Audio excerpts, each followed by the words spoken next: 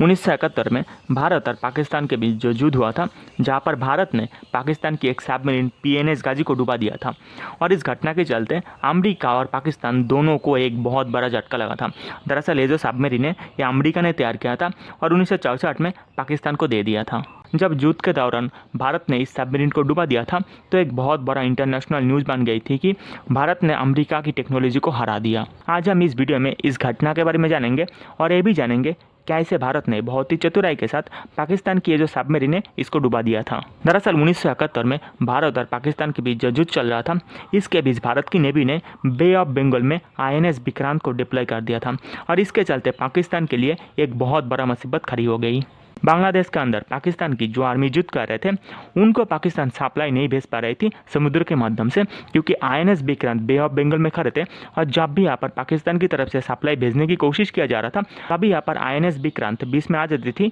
और इस सप्लाई को रोक देती थी। इसीलिए पाकिस्तान के लिए बहुत ही ज़रूरी था कि जो आईएनएस विक्रांत थे उसको जैसे भी करके रास्ते से हटाया जाए और इसके चलते ही पाकिस्तान की सरकार ने पीएनएस गाजी को भेज दिया था ताकि आईएनएस विक्रांत के ऊपर अटैक करके इसको डुबा दिया जा सके। यहाँ पर एक बात और, पाकिस्तान की नेवी की तरफ से पीएनएस गाजी को एक और ऑर्डर दिया गया था, अगर मान लो किसी भी हाल में पीएनएस गाजी आईएनएस विक्रांत को ढूंढ नहीं पाती या फिर उनके ऊपर अटैक नहीं कर पाते तो यहाँ पर उनको क्या करना होगा, भारत के पास जो समुद्र है वहाँ पर माइन को बिछाना होगा ताकि भारत की एयरक्राफ्ट और सबमरीन जब इस माइन फील्ड के अंदर से जाए तो यहाँ पर डिस्ट्रॉय हो सके। ऐसे ही पाकिस्तान ने प्लान बनाया था और इसी प्लानिंग के साथ 14 नवंबर 1971 में पीएनएस गाजी कराची से रवाना होती है। लेकिन भारत को पाकिस्तान की ये जो मिशन है इसके बारे में खुफिया जानकारी मिलता है और फिर भारत की नेवी की तरफ से एक प्लानिंग किया जाता है ताकि जो आईएनएस विक्रांत थे उसको सेव किया जा सके और साथ ही पाकिस्तान की सबमरीन पीएनएस गाजी को समुद्र के अंदर ही मिटा दिया जा सके। इसीलिए पहले भारत की नेवी ने क्या किया,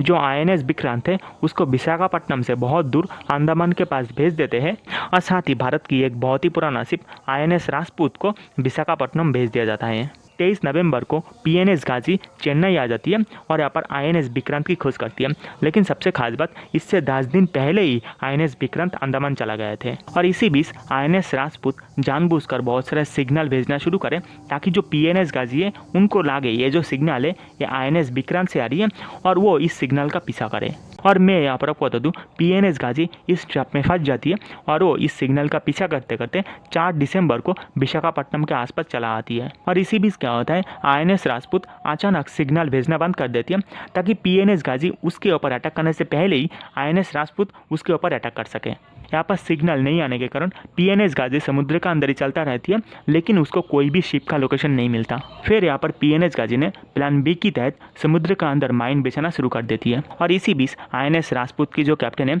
उनको पीएनएस गाजी का सही लोकेशन के बारे में पता चल जाती है और वो उनके ऊपर मिसाइल मार देती है और इस मिसाइल पीएनएस गाजी को बहुत ही बुरी तरीके से हिट करती है और साथ ही इस सबमरीन के अंदर जहाँ पर टॉर्पीडो रखा जाता है वहाँ पर बहुत बड़ा विस्फोट हो जाती है, जिसके चलते पीएनएस गाजी हमेशा के लिए समुद्र में डूब जाती है। लेकिन यहाँ पर मैं आपको मेंशन कर दूँ, इस घटना को लेकर पाकिस्तान का अलग वर्जन है, जैसे कि उनके हिसाब से आईएनएस राजपूत मिसाइल मारने से पहले ही पीएनएस गाजी अपने ही माइन फील्ड में फंस जाती है और यहाँ पर विस्फोट होकर पीएनएस गाजी डूब जाती है। क्या जो भी हो, भारत ने आज से 50 साल पहले अमेरिका की बनी हुई एक सबमरीन को ऐसे ही चतुराई के साथ डुबा दिया था, जो पाकिस्तान के साथ साथ अमेरिका के लिए भी एक बहुत बड़ा झटका था।